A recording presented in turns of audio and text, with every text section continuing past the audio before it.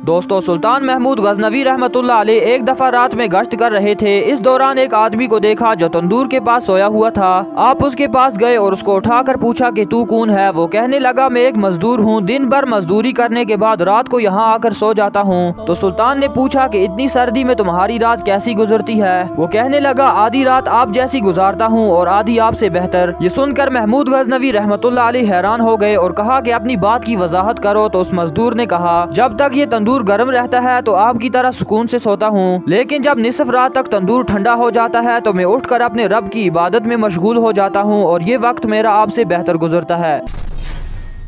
क्या आप जानते हैं कि वो कौन से सहाबी हैं जो हुजूर सल्लल्लाहु अलैहि वसल्लम की दुआ की वजह से मुसलमान हुए? तो चलिए बताते हैं। दोस्तों, इस्लाम के इब्तिदाई दिनों में जब चंद लोग ही मुसलमान हुए थे तो चंद मुसलमान और नबी सल्लल्लाहु अलैहि वसल्लम कुफ़ार की जानिब से दर्दनाक तकलीफ़ें बर्दाश्त कर रहे थे। तब नबी सल्लल्लाहु अलैहि वसल्लम ने अल्लाह ताला से दुआ की, ऐ अल्लाह, अमर बिन हशाम यानी अबू जहल या हज़रत उमर में से जो तुझे ज़्यादा पसंद हो उसके ज़रिए इस्लाम को क़ुव्वत अता फरमा।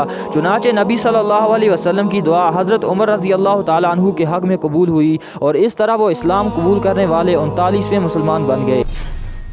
क्या आप जानते हैं कि कब्र की पहली रात कैसी होती है? तो चलिए बताते हैं। दोस्तों, जैसे ही मैयत को कब्र में रख दिया जाता है उसी वक्त से कब्र की पहली रात का आगाज़ हो जाता है और ये बहुत ही सख्त रात होती है जिसे मैयत ही महसूस कर सकती है। इस रात दो फरिश्ते मुनकर नकीर उस शख्स के पास आते हैं और उस शख्स से अकायद और अमाल के बारे में सवाल करते हैं। अगर वो शख्स जवाब दे पाया तो कब्र हमेशा के लिए जन्नत का बाग बन जाती है, लेकिन अगर वो जवाब न दे पाया तो उसकी कब्र जहन्नम का गड़ा बन जाती है।